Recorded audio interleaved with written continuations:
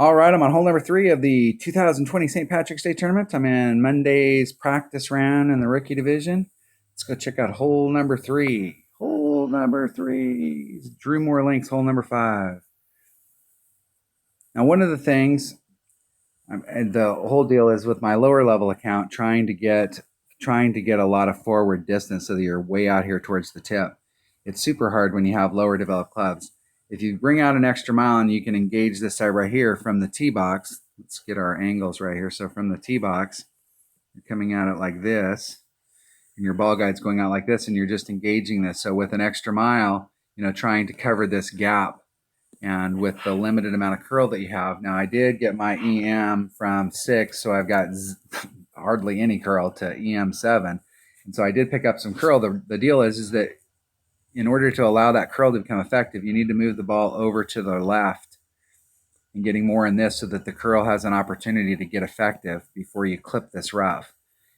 And a lot of times what you'll find is with an extra mile, if you're getting into this area, if you've got a lower developed extra mile, is you've got to put on backspin in order to keep it from bleeding out. And it kind of defeats the purpose because you're not getting any more forward run, even though you're starting off over here because you had to put backspin on it in order to stick it. So you could bring a big topper or your QB, which both have lots of curl, and start off over here and then try and swing it around. So you're going off in this direction and you're trying to cover this gap, which you can do with a QB and a big topper because they have lots of curl. Your opponents will think you're crazy because you're shooting out off in here because curl's not represented in the ball guide, but you got to set this shot up. You got to practice it. So how many rings off are you going to be and do the deal? I'm not sure. I think raw distance wise, I'm not sure. I'm not sure how much curl I can put on there with my rock. And raw distance isn't going to help you as much out here because raw distance is going to push you forward to the point where you actually get up so far that you take this out of play. I'm gonna use a rock, and I'm gonna have to set the shot up. I'm gonna be like 5 because I want to set it up. I like to set up curl shots so that I'm using either just a little teeny bit of curl just to bring it back to the fairway, no curl, or max curl.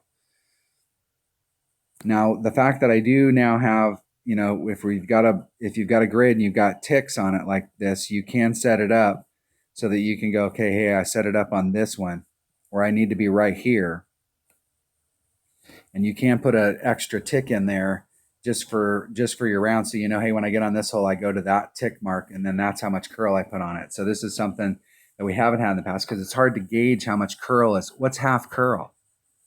That was something we couldn't gauge before. But if you're using a grid, you can use it. So I do have a rock bag, and I know that from where I'm up there, the Guardian, I need the raw distance, but I want more ball guide than what I would get with my big dog. So the 3.8 versus 2.9. Raw distance wise, we're talking very much the same. So if you have upper developed clubs, you'll have some options. I'm going to bring a Titan because I have them. And we're just going to go see what we can get. I'm more than likely going to use this combo here. And let me switch that number 1 back because if I don't like the look, and I know I can get over there with my rock, I just don't know how far to be off. But I want to at least be able to look at it with my extra mile and see what the deal is. Because you may be able to get it done if you've got a level 8 extra mile or a level, maybe even when it starts to get to level 7, because it does get curl at level 7. It doesn't get, the difference between level 6 and level 7 is you don't get any top spin or power, but you do get some curl. And I think you get some accuracy.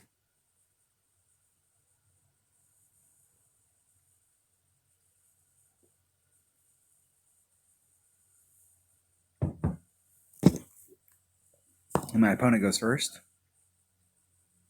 I'm not a fan of going forward because it's easy to get caught up in that rough.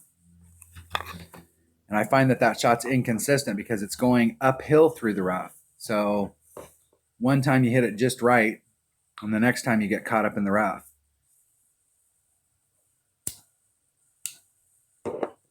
And this shot going over here to the right, once I figure out once I figure out how many rings off to be with that rock, is just a pure setup shot.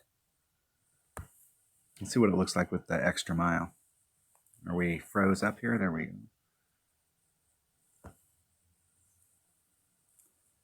So I could use the wind to get me over there, but that's having to use the wind or having to do some overpower on it. So I'm going to put all of it on.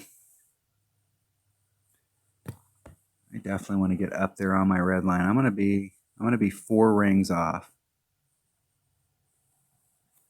I might actually be able to over curl that. So I'm going to be 4.5 rings off. Take the wind out. That's 2-2. And then I'm going to put max curl on. I want to see where this ends up.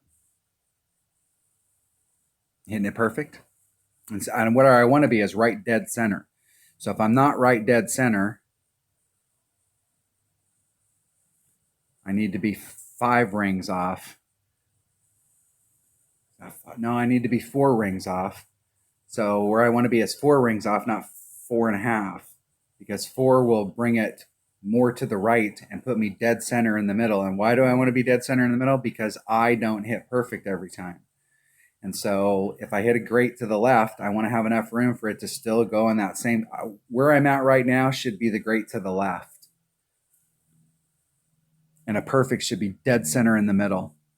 And a great to the right would just be on the outside. So I have 3 different, I'm not dependent on having to hit perfect in order to get in there.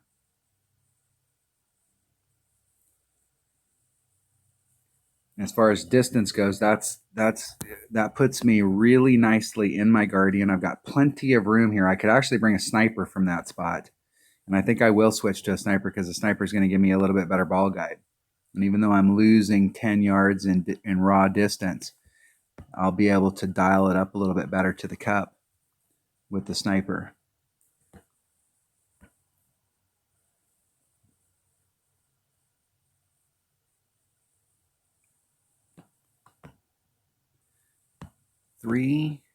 This distance, we're kind of eking towards mid club, so that might only be 2 rings. I'm just going to do mid club adjustment. And I hit it great. Got a little laggy. And that mid adjustment was about right. And that little bit of backspin was about right. But I'll have a better shot of being able to get that in there if I have a little bit better ball guide. So the sniper from that distance will work out fine. You can do that same shot out there with that I did with the rock with the QB. And the QB's got more topspin, but it doesn't have as much pure power. So when you set that shot up out there, you'll have to adjust accordingly, and you'll probably be more towards 3 rings off the transitional surface, maybe 3.5. It doesn't have quite as much curl. So probably, I think when I was playing that shot with my QB, I was 3 rings off the transitional surface. And it's a pure setup shot. Every time you come here, it's just going to be a pure setup shot.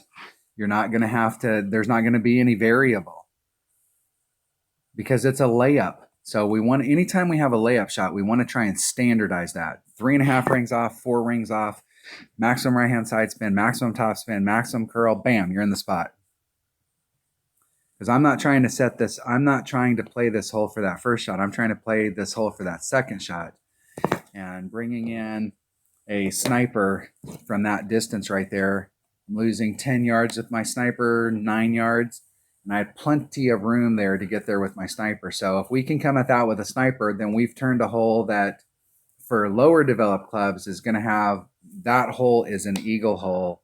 Don't get greedy.